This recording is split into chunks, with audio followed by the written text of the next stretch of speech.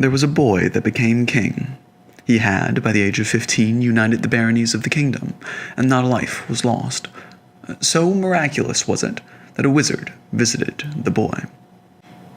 "Child, you have accomplished what many would work their entire lives for, and you are yet a boy." "I am blessed," the king said. "I have come to offer you yet another reward.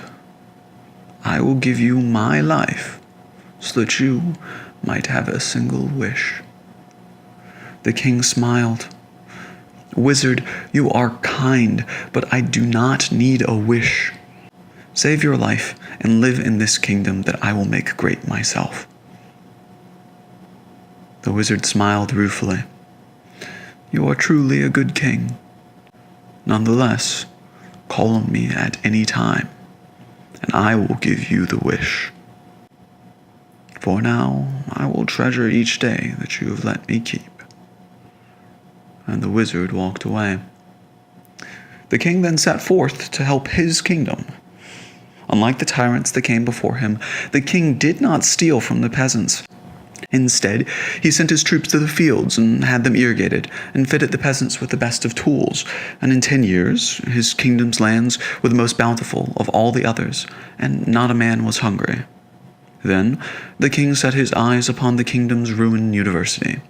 And, instead of decadent parties and feasts, the king had his coffers spent on books and invention. He renovated the university and constructed a grand library.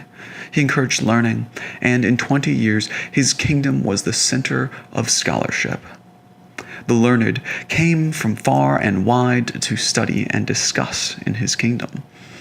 Finally, the king set his eyes upon the cities of his land, haphazardly constructed roads and tenements, stinking open markets surrounded by hovels, junked harbors, and leaning towers.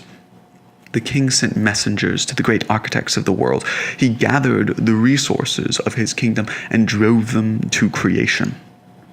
Roads were paved, ports dug, towers erected, cities built, and in 30 years the towers of the kingdom rose above the world. The king was old now, and loved, and satisfied. And then war broke out. All the kingdoms took up arms and rushed into battle, and many lives were lost. Then, a moment later, all the neighboring kingdoms looked at the bountiful fields, thriving universities, and shining cities of our old king's kingdom, and they were drooling. The king thought of that wish then, but hesitated. Instead, raised an army.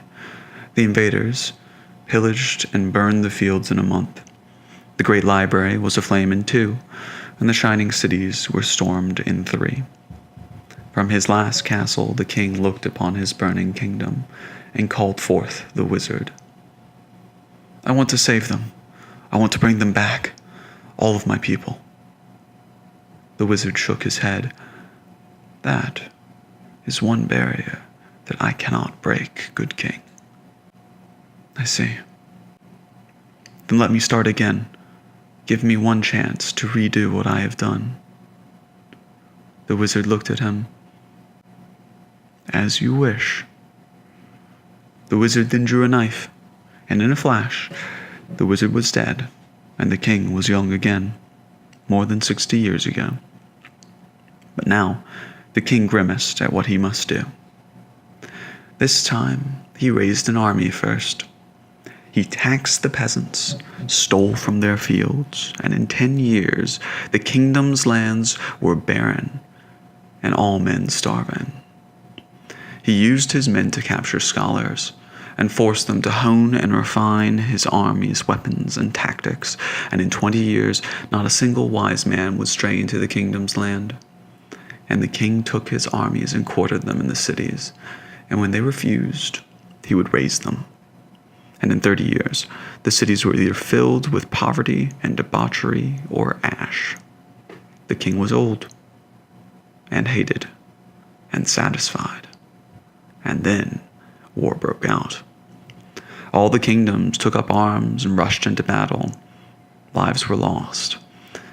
And All the kingdoms ignored our old king's kingdom because it was barren and stupid and drained. But the king's armies were strong. They crushed their opponents and conquered many lands, and in a year they were rich. They had bountiful lands and grand universities and shining kingdoms. Then the men of the army, now proud and unafraid, turned to our king and usurped him without a struggle. But the usurpers were quarrelsome and argued over who should ascend the throne next. And as they piled wood at the feet of the king, he shouted out over the roar of the fire towards the quarreling usurpers, "Think of the kingdom."